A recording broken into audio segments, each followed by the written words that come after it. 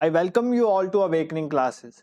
पंचायती राज में हमने discussion start करी थी। आज पंचायती राज का सेकंड और लास्ट लेक्चर है। पंचायती राज को आज हम कंप्लीट करेंगे। ठीक है, हमने देखा था कि 73rd अमेंडमेंट हुई थी हमारे कॉन्स्टिट्यूशन में, और 73rd अमेंडमेंट से हमने एक नया पार्ट इंसर्ट करा था, पार्ट 9th इंसर्ट करा था, जिसका नाम था द पंचायत। ठीक है, उसमें आर्टिकल्स कितने आते थे? आर्टिकल्स आते थे 243 से 243 ओ तक। हमने ये सब देखा था 243 से लेकर 243 ओ तक। और हमने एक 11th शेड्यूल भी ऐड करा था, जिसमें कितनी आइटम्स थी? 29 आइटम्स। मतलब पंचायत जो है वो कितनी चीजों पे फंक्शन कर सकती थी, उसके पास कितने फंक्शंस है? 29 फंक्शंस थे। ठीक है, हमने ये कल तक यहाँ तक पढ़ा था। डिफरेंट कमेटीज के बारे में भी डिस्कशन करी थी। आज हम देखेंगे कि ये जो पंचायती राज एक्ट आया है, इसके क्या इंपॉर्टेंट फीचर्स थे, उसके बाद जितने भी आर्टिकल्स हैं इंपॉर्टेंट, उन सबको आज हम कवर करेंगे। तो बिना टाइम वेस्ट करे लेक्चर को स्टार्ट करते हैं। देखो, सबसे पहला important thing, what is gram सभा। ठीक है, ग्राम सभा क्या होती है पंचायत में? देखो, ग्राम सभा को ऐसे डिफाइन करा गया, ग्राम सभा एक विलेज की असेंबली है। ठीक है, विलेज में जो असेंबली है उसको ग्राम सभा कहते हैं। इसमें क्या होगा? इसमें सारे रजिस्टर्ड वोटर्स होंगे इन एरिया पंचायत। सपोज करो आपकी ये पंचायत है, आपकी पंचायत में जितने भी रजिस्टर्ड वोटर्स हैं, मतलब जिनका इलेक्शन कार्ड बना है, इलेक्टोरल रोल्स में उनका नाम है, वो सारे किस में आते हैं? ग्राम सभा में। तो ग्राम सभा में जितने भी लोग जिनका वोटर कार्ड बना है और वो उस असेंबली के, विलेज असेंबली के वोटर्स हैं, वो सारे किस में आते हैं? ग्राम सभा में। ठीक है, नेक्स्ट इंपॉर्टेंट फीचर पंचायती राज का था कि ये एक 3 टायर सिस्टम है। तो मैंने आपको बताया था बलवंत राय कमेटी में 3 टायर सिस्टम क्या होता है। देखो, 3 टायर सिस्टम में होता है कि सबसे नीचे विलेज में क्या होती है? पंचायत, विलेज लेवल में पंचायत होती है। देन उसके बाद अगर हम देखें इंटरमीडिएट लेवल में होती है। इंटरमीडिएट होता है जो विलेज और डिस्ट्रिक्ट के बीच में आ जाता है। और third, that is district level में भी हमारे पास पंचायत को बनाया जाएगा। ठीक है, पंचायती राज में 3 लेवल में हमने एडमिनिस्ट्रेशन को डिवाइड करा था। एक तो विलेज लेवल में होगी जिसको पंचायत कहते हैं, इंटरमीडिएट लेवल में होगी, और देन ब्लॉक लेवल में। इंटरमीडिएट लेवल आपको पता है ना, जैसे ये आपकी आ गया विलेज एरिया और ये पूरी डिस्ट्रिक्ट आ गई, और उसके बीच में जो ऐसा आप टाउन ब्लॉक की बात कर सकते हो, वो इंटरमीडिएट लेवल आ जाता है।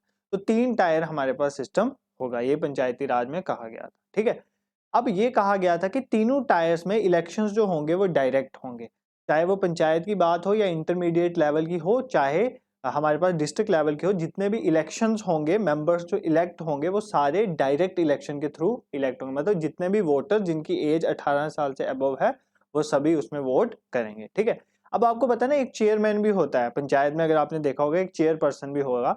अब चेयरपर्सन कैसे होंगे? तो ये पहले, ये डायरेक्ट नहीं है, ये इनडायरेक्ट है, इसको ठीक कर लेना, ये इनडायरेक्ट है।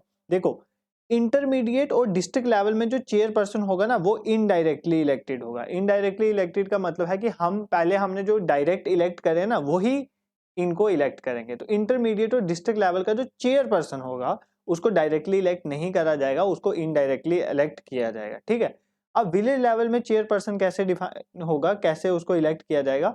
तो विलेजेस में जो पंचायत है, उसका जो चेयरपर्सन है वो स्टेट पे डिपेंड करता है। हर स्टेट के लेजिस्लेचर अपने अकॉर्डिंग उसको डायरेक्टली इलेक्ट करना चाहती है तो डायरेक्टली इलेक्ट करे, इनडायरेक्टली करना चाहती है तो इनडायरेक्टली करे। ये स्टेट पे छोड़ दिया गया। ठीक है, ये पेपर में क्वेश्चन फ्रेम होता है, आपको समझना है कि तीनों टायर्स में, चाहे विलेज हो, इंटरमीडिएट हो या डिस्ट्रिक्ट लेवल में हो, तीनों में डायरेक्ट इलेक्शंस होंगे। पहली बात। चेयरपर्सन की बात करें, चेयरपर्सन के इंटरमीडिएट और डिस्ट्रिक्ट लेवल में इनडायरेक्ट इलेक्शन होंगे, बट विलेज लेवल में स्टेट पे छोड़ दिया। हर एक स्टेट की अपनी मर्जी है, वो डायरेक्ट रखना चाहता है या इनडायरेक्ट। ठीक है, next is reservation of seat. आपको पता है ना, जब इलेक्शंस होते हैं, कुछ सीटें वुमेन के लिए, कुछ SC ST के लिए रिजर्व होती हैं, तो वो रिजर्वेशन ऑफ सीट क्या होगा? इसमें कहा गया कि SC और ST के लिए सीटें रिजर्व होगी। टोटल पॉपुलेशन के प्रोपोर्शन में आप उनकी पॉपुलेशन देख के फिर उनको सीटें रिजर्व की जाती हैं SC ST के लिए। वुमेन के लिए कितनी सीट रखी जाएगी? ये पेपर में क्वेश्चन पूछते हैं। Not less than 1/3। 1/3 से कम नहीं होनी चाहिए। जैसे सपोज करो 100 है, तो इसका 1/3 कितना आ जाएगा? 33% के करीब लगा लो। तो 33% से ज्यादा, मतलब 33 से ज्यादा सीट जो होती हैं वो वुमेन के लिए रिजर्व होनी चाहिए, अगर टोटल 100 सीट है। तो नॉट लेस देन 1/3 सीट, मतलब 1/3 से ज्यादा सीट जो है वो वुमेन के लिए रिजर्व होनी चाहिए। SC ST के लिए तो करनी ही है प्रोपोर्शन के हिसाब से, और वुमेन के लिए 1/3 से कम नहीं होनी चाहिए। और बैकवर्ड, और भी तो बैकवर्ड क्लासेस होती है ना स्टेट में, जैसे RBA वगैरह डिफरेंट बैकवर्ड क्लासेस होती हैं, उनके लिए हर स्टेट की अपनी मर्जी है, वो जितना मर्जी रखना चाहें रख सकते हैं। ये स्टेट पे छोड़ दिया गया था। ठीक है, बेसिकली जब ये एक्ट आया था ना, तो दो तरह के प्रोविजन आए थे, एक होता है वॉलंटरी, सुनो, एक होता है वॉलंटरी प्रोविजन, एक होता है कंपलसरी। ठीक है, जब ये एक्ट आया था तो कुछ चीजें कंपलसरी थी जो सब स्टेट को अप्लाई करनी थी, जैसे सब स्टेट में ग्राम सभा होनी चाहिए, तीनों टायर में डायरेक्ट इलेक्शंस होने चाहिए, एससी एसटीज के लिए सीट रिजर्व होनी चाहिए, वुमेन के लिए भी होनी चाहिए।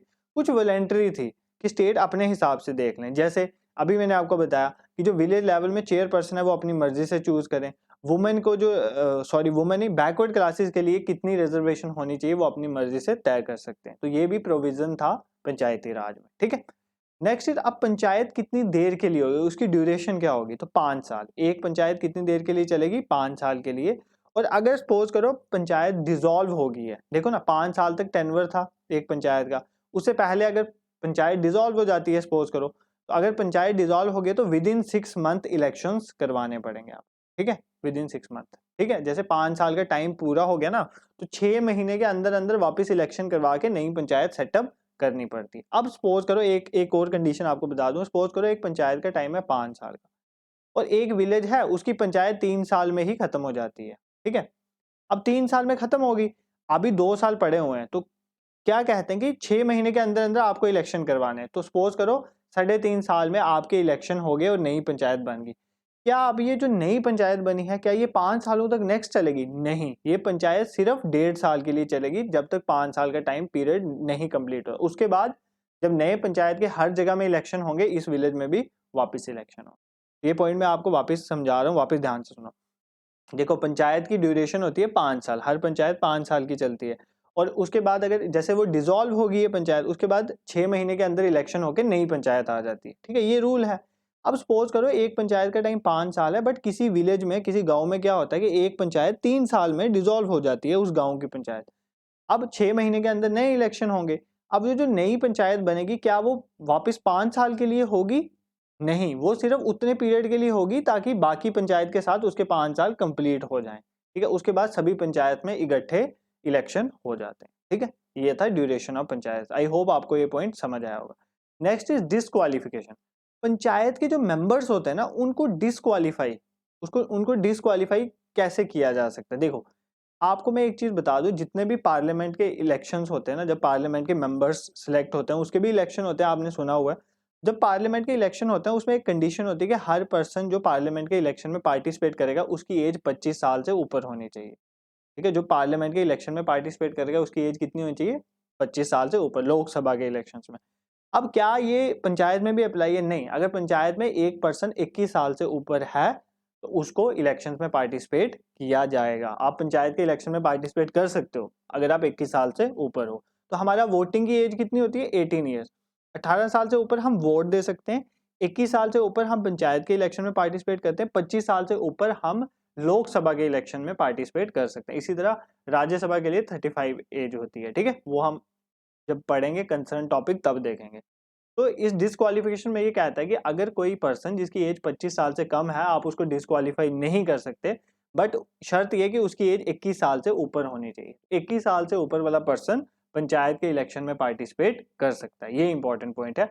और बेसिकली स्टेट लेजिस्लेचर को ये बोला गया कि स्टेट ही डिसाइड करेगी कैसे कैसे किसी पर्सन को डिस्क्वालीफाई किया जा सकता है इलेक्शंस के बेसिस में। ठीक है, ये पॉइंट आपको याद रखना है। अब ये जो पंचायत के इलेक्शन है ये कौन करवाएगा, मैंने आपको बोला था कमेटीज में भी स्टेट एक इलेक्शन कमिश्नर बनाएगी, एक इलेक्शन कमीशन बनाएगी जिसमें एक स्टेट इलेक्शन कमिश्नर होगा जिसका काम है कि जितने भी स्टेट के पंचायत और म्यूनसिपैलिटी के इलेक्शन है वो कंडक्ट करवाने। तो कौन करवाता है, स्टेट इलेक्शन कमिश्नर। इसको अपॉइंट कौन करता है, governor of the state, governor of state या यूटी गवर्नर अपॉइंट करेगा। क्या इसको गवर्नर अपॉइंट करता है, क्या इसे गवर्नर रिमूव कर सकता है, नहीं। ये पेपर में क्वेश्चन फ्रेम होता है, क्या स्टेट इलेक्शन कमिश्नर को गवर्नर रिमूव कर सकता है, नहीं। स्टेट इलेक्शन कमीशन को रिमूव किया जा सकता है जिस तरह से एक स्टेट के हाई कोर्ट के जज को रिमूव करते हैं ना, उसी प्रोसीजर से एक स्टेट इलेक्शन कमीशन को रिमूव किया जा सकता है। अब स्टेट के हाई कोर्ट के जज को कैसे रिमूव करते हैं, उसको सिर्फ प्रेसिडेंट रिमूव कर सकता है, वो भी पार्लियामेंट की रिकमेंडेशन पे। ठीक है, आपने इतना याद रखना है, किसकी रिकमेंडेशन में, पार्लियामेंट की रिकमेंडेशन। अब पार्लियामेंट एक बेसिकली वो बिल लाता है उसको पास करवाता है, तो जब उसमें पास होता है एक वोट ऑन अकाउंट वोट होता है उसमें, और वोट अगर पास हो जाता है तो फिर पार्लियामेंट प्रेसिडेंट को बोलता है इस जज को रिमूव कर दो, तो फिर वो रिमूव कर देता है, ठीक है। तो अपॉइंट बेशक गवर्नर करता है स्टेट इलेक्शन कमीशन को, बट रिमूव गवर्नर नहीं कर सकता। रिमूव कौन करता है? प्रेसिडेंट, वो भी ऑन रिकमेंडेशन ऑफ पार्लियामेंट। देखो ये जो छोटी छोटी चीजें हैं ना, ये आपके पेपर में ऐसे क्वेश्चन फ्रेम होते हैं that state election commissioner can state election commissioner be removed by the governor of the state? No, ठीक है। it can only be removed, he or she can only be removed by the president on the recommendation of parliament। तो इसका ऐसे आपने याद रखना है, ठीक है। Next is state finance commission. तो देखो स्टेट में फाइनेंस कमीशन बनाई जाएगी, गवर्नर को बोला गया है। इलेक्शन कमीशन भी गवर्नर ही अपॉइंट करता है इलेक्शन कमीशन को, और स्टेट में एक फाइनेंस कमीशन को भी गवर्नर बनाता है। हर 5 साल के बाद वो एक फाइनेंस कमीशन बनाएगा, और फाइनेंस कमीशन क्या काम होगा? To review the finance position of the panchayat. मतलब पंचायत में जो फाइनेंस है वो अच्छे से मैच हो रहा है या नहीं हो रहा है, ये सब देखना किसका काम होगा? फाइनेंस कमीशन का, जो हर 5 साल के बाद बनेगी। अब फाइनेंस कमीशन के और भी बड़े काम हैं, जैसे फाइनेंस कमीशन गवर्नर को कुछ रिकमेंडेशन देगा। किन किन चीजों पे? देखो कि किस तरह से स्टेट और पंचायत के बीच में डिस्ट्रीब्यूशन होगी टैक्सेस की, ठीक है। जैसे कोई पैसा है, टैक्स कैसे कलेक्ट करना। अब देखो ना, कुछ टैक्स स्टेट कलेक्ट करेगी, कुछ पंचायत भी कलेक्ट करेंगे। तो कौन से जो टैक्स हैं वो पंचायत कलेक्ट करेगी, कौन से स्टेट कलेक्ट करेगी, ये कौन बताएगा? फाइनेंस कमीशन गवर्नर को बताएगी। और किस तरह से पैसा एलोकेट होगा, जैसे स्टेट को पैसा जा रहा है, स्टेट कितना पंचायत को देगी, ये सारा भी कौन बताएगा? बेसिकली ये भी स्टेट फाइनेंस कमीशन ही बताएगी किस तरह से पैसा। अब कई बार ना कुछ पैसा एड की फॉर्म में भी दिया जाता है, सम सॉर्ट ऑफ हेल्प। तो स्टेट कितना पैसा एड की फॉर्म में पंचायत को देगी, स्टेट की स्कीम्स का पैसा किस तरह पंचायत को जाएगा, वो सारे मैटर्स जो होंगे और कुछ और भी मैटर, ये सारे मैटर फाइनेंस कमीशन बताएगी किसको? गवर्नर को। और ये कौन सी फाइनेंस कमीशन है? State finance commission. एक सेंटर की फाइनेंस कमीशन भी होती है, वो अलग है आर्टिकल 280 में। ये स्टेट फाइनेंस कमीशन है, ये बेसिकली पंचायत के एक्ट के अकॉर्डिंग लाया गया।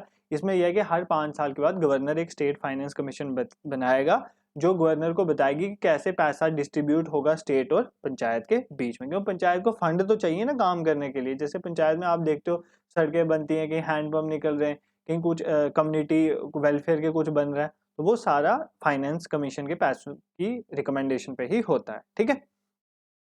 Next important is application to union territory. अब ये जो हमने बनाई है पंचायत, ये यूनियन टेरिटरी में कैसे एप्लीकेबल होगी? देखो इसी तरह होगी जैसे स्टेट में होगी, बट प्रेसिडेंट को ये पावर दी गई है, प्रेसिडेंट यूनियन टेरिटरी में पंचायत के रूल्स में कुछ चेंजेस कर सकता है। देखो आपको पता है ना, जो यूनियन टेरिटरीज होती है वो डायरेक्टली एडमिनिस्टर कौन करता है? सेंटर। और सेंटर में कौन है? हमारा कॉन्स्टिट्यूशनल हेड जो बोला जाता है, रिपब्लिक हेड, वो कौन है? बेसिकली प्रेसिडेंट होता है इंडिया का। बट प्रेसिडेंट पार्लियामेंट की रिकमेंडेशन पे ही काम करता है, ये आपको पता होना चाहिए, ठीक है। Next is 11 schedule. देखो मैंने आपको बताया था कि जब 73rd अमेंडमेंट एक्ट आई 1992, उसमें एक तो पार्ट 9 ऐड किया गया द पंचायत, और एक 11 शेड्यूल ऐड करा गया। देखो 11 शेड्यूल क्या, टोटल 12 शेड्यूल है हमारे कॉन्स्टिट्यूशन में। 11 शेड्यूल में 29 फंक्शंस बताए गए हैं जो पंचायत में परफॉर्म किए जाएंगे, ठीक है। पंचायत किन किन चीजों पे फंक्शन कर सकता है, वो 29 आइटम्स हैं। पेपर पे क्वेश्चन पूछते हैं, 29 फंक्शंस हैं पंचायत के। जैसे एग्रीकल्चर हो गया, रूरल हाउसिंग हो गया, ड्रिंकिंग वाटर हो गया, पब्लिक डिस्ट्रीब्यूशन सिस्टम हो गया, ठीक है। पब्लिक डिस्ट्रीब्यूशन सिस्टम में क्या होता है, जैसे आपको पता है ना, आपके वहाँ पे राशन की शॉप्स होती हैं गवर्नमेंट की, जो गवर्नमेंट राशन प्रोवाइड करता है। जैसे टारगेटेड पब्लिक डिस्ट्रीब्यूशन सिस्टम अभी चल रहा है। अभी रिसेंटली एसआई के पेपर में क्वेश्चन आया था कि टारगेटेड पब्लिक डिस्ट्रीब्यूशन सिस्टम कब स्टार्ट हुआ था, ठीक है। इसका आंसर है 1997 आई थिंक। तो मतलब ये क्वेश्चन ऐसे फ्रेम होते हैं, तो आपको पता होना चाहिए। जैसे आपको पूछ सकता है पब्लिक डिस्ट्रीब्यूशन सिस्टम किसका पार्ट है, तो ये 29 फंक्शनल आइटम्स में आता है, किसकी? पंचायत को जो दी गई हैं, ठीक है। और किस शेड्यूल में आता है? 11 शेड्यूल में। अब देखो मैं सभी 29 के नाम नहीं बता रहा क्योंकि वो इतना इंपॉर्टेंट नहीं। इसमें और भी आप सुन सकते हो, जैसे कॉटेज, ये कपड़े रिलेटेड खादी की इंडस्ट्री, वो भी इसमें आती है। फ्यूल और फोडर भी इसमें आता है। स्मॉल ब्रिजेस जो आगे, रूरल में इलेक्ट्रिफिकेशन, कैसे बिजली वो होगी, कैसे डिस्ट्रीब्यूट होगी, ये सारा भी इसमें आता है। अब क्या ये हर स्टेट में अप्लाई होता है सेम रूल? नहीं, ये वॉलंटरी है, कंपलसरी नहीं है, ठीक है। तो मतलब स्टेट चाहे जितने मर्जी फंक्शन दे पंचायत को। आप डिफरेंट स्टेट अलग अलग फंक्शन देती हैं, कुछ पूरे देती हैं 29 के 29, कुछ 29 नहीं देती हैं। तो ये स्टेट स्टेट में वैरी करता रहता है, ठीक है। आई होप आपको ये फीचर्स समझ आ गए होंगे। पंचायती राज के अकॉर्डिंग जो 1992 का एक्ट आया था, 73rd अमेंडमेंट एक्ट, उसके तहत ये वाले फीचर्स जो थे वो आए। अब कुछ वॉलंटरी थे और कुछ कंपलसरी थे, मैंने आपको बता दिया, आइडिया आप रख सकते हो। नेक्स्ट, अब ये जो पंचायती राज एक्ट आया, इसको ना बोला गया कि ये शेड्यूल एरियाज में अमेंड होके एक्ट होता है। अब शेड्यूल एरियाज क्या होते हैं? देखो, हमारा जो कॉन्स्टिट्यूशन है ना, उसमें कुछ एरियाज ऐसे हैं जो कुछ जैसे ट्राइबल एरिया वगैरह आ जाते हैं, जहाँ की पॉपुलेशन जो है उनके कुछ अपने कल्चर हैं, ठीक है। जैसे आपको पता है ट्राइबल एरिया जो जंगलों में रहते हैं उनकी अपनी है, वो लोकल लोग हैं, वो बाहर वाली सोसाइटी से इतना इंटरेक्ट नहीं करने के लिए बोला गया कि जो शेड्यूल एरियाज हैं उनमें जो पंचायत के रूल्स लाए जाएंगे ना, उनको थोड़ा सा अमेंड किया जाएगा।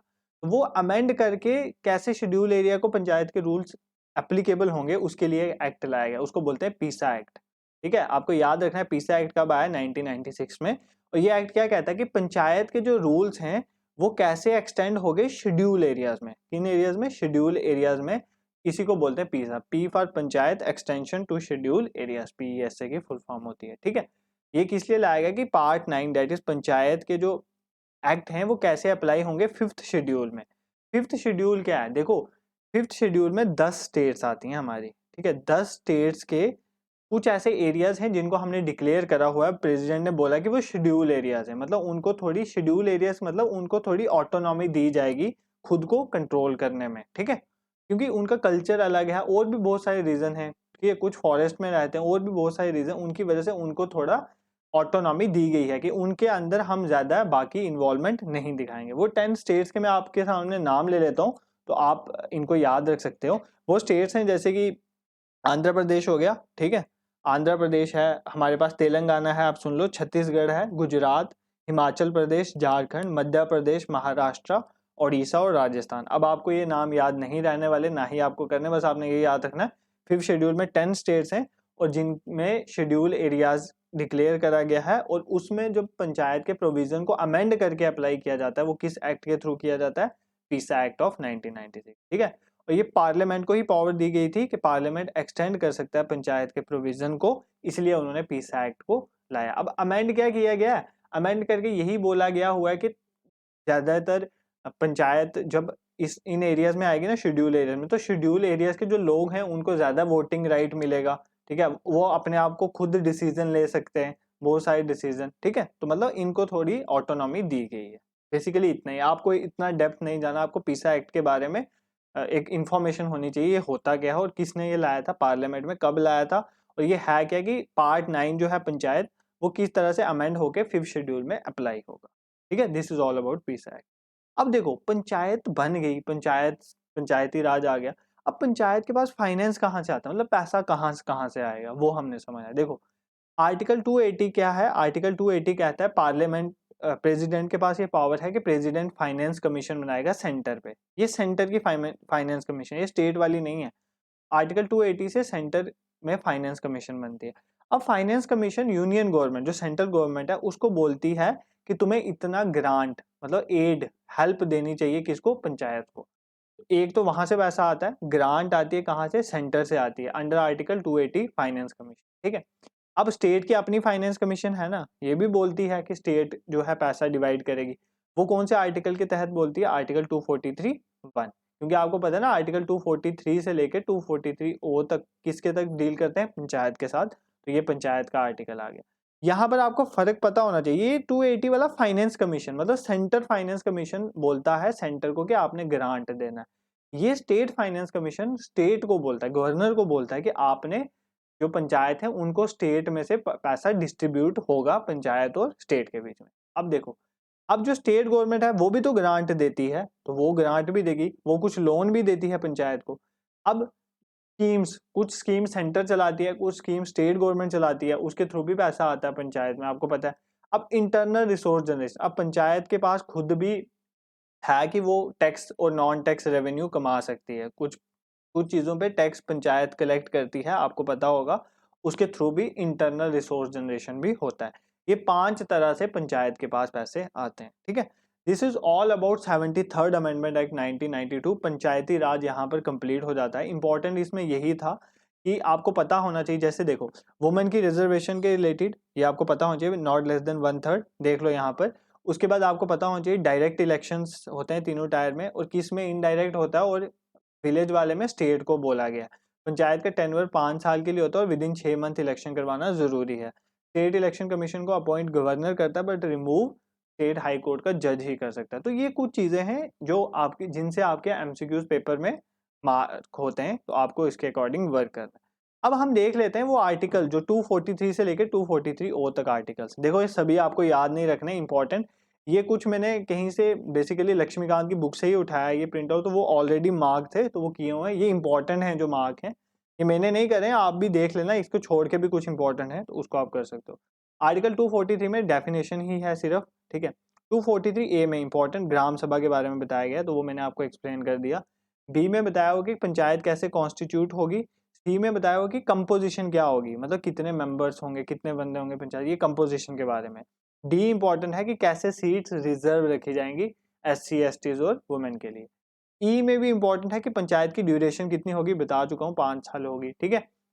एफ में बताया कि मेंबरशिप की डिसक्वालीफाई, अगर कोई पंचायत का मेंबर है वो डिसक्वालीफाई किन किन रीजंस की वजह से हो सकता है।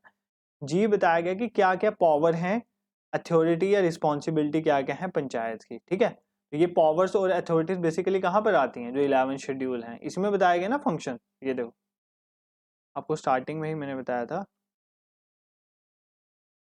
कि पंचायत के ये 29 जो फंक्शंस दिए गए ना, तो ये 243G में दिए गए हैं। 243G में 29 फंक्शंस दिए गए हैं, तो ये यहीं पे आ गया, ठीक है। तो ये आ गया 243G में 29 फंक्शंस दिए गए हैं पंचायत के, ठीक है। एच में क्या बोला गया कि पावर्स है पंचायत को कि वो टैक्स कलेक्ट कर सकता है और फंड ले सकता है। आई में यही finance commission, state finance commission की बात की गई है आई में, ठीक है। ये इंपॉर्टेंट है। 243J इतना इंपॉर्टेंट है कि इलेक्शन टू द पंचायत, ये इंपॉर्टेंट है, ठीक है। एल की वो अप्लाई हो गई यूनियन टेरिटरीज में, थोड़ी मॉडिफिकेशन करके वो प्रेसिडेंट कर सकते हैं। एम होता है पार्ट नॉट अप्लाई टू, कुछ पार्ट सर्टन एरियाज में अप्लाई नहीं होगा। एंड अब देखो जब ये पंचायती राज आई थी ना, कुछ टाइम दिया गया था डिफरेंट स्टेट को कि आप कुछ देर तक अपने अकॉर्डिंग चल सकते हो, तो वो उसी के रिलेटेड है। Continuation of existing laws and panchayat के कुछ लॉज चल सकते हैं। और 243 ये बताता है कि अगर कोई इलेक्टोरल मैटर में कोई डिस्प्यूट होता है तो कैसे कोर्ट इंटरफेयर करेगा, ये इसके रिलेटेड है। आपके लिए ज्यादा इंपॉर्टेंट मैं बता दूं 243A ग्राम सभा, ठीक है। डी रिजर्वेशन ऑफ सीट्स वाला, ई ड्यूरेशन वाला, एफ डिसक्वालिफिकेशन वाला, जी वही 11 शेड्यूल के साथ डील करता है, I is very important finance commission होता है, के इलेक्शंस टू द पंचायत। और आप याद रख सकते हो लास्ट वाला एक जब कोर्ट डिसाइड करता है, और application to union territories L वाला, ये कुछ इंपॉर्टेंट है, ठीक है। अगर आपको सभी याद रह सकते हैं तो आप वो भी कर सकते हो, ठीक है। This is all about Panchayati Raj act. इससे बाहर क्वेश्चन फ्रेम नहीं होगा, सभी ऑथेंटिक सोर्स से मैंने लाया। और एक इंपॉर्टेंट चीज, कल के लेक्चर में एक वहां पर ना एक मिस्टेक थी, बेसिकली टाइपिंग मिस्टेक हो गई थी और मैंने वो गलत पढ़ लिया था। जो अशोक मेहता कमेटी थी ना, अशोक मेहता कमेटी, वो 1999 पे वहां पे मैंने बोल दी थी, आई थिंक वो 1977 है, ठीक है। अशोक मेहता कमेटी कब आई थी, 1977 में। 1992 में तो एक्ट ही आ गया था, उससे बाद थोड़ी आई थी, तो 1977 में आई थी। आप करेक्ट कर लेना अपने नोट्स में। तो this is all about for Panchayati Raj. अगर आप हमारे चैनल में नए हैं, अगर आपको कंटेंट पसंद आ रहा है, चैनल को लाइक करें, सब्सक्राइब करें और शेयर करें उनके साथ जो कम्पिटिटिव की प्रिपरेशन कर रहे हैं। JKSRB VLW का टारगेट बैच हमने स्टार्ट करा है, आप प्लेलिस्ट में जाके उसकी वीडियोस देख सकते हैं। डेली क्विज के लिए हमारा टेलीग्राम चैनल है, उसकी लिंक डिस्क्रिप्शन में डाल दूंगा, आप वहां से विजिट कर सकते हैं। और भी अगर आप किसी भी UPSC related exams, NDS CDS FCAT किसी भी एग्जाम की प्रिपरेशन कर रहे हो, प्लेलिस्ट में जाओ और वहां पर अपनी जरूरत के अकॉर्डिंग आप मटेरियल को ले सकते हो और पढ़ सकते हो। Thank you so much for watching.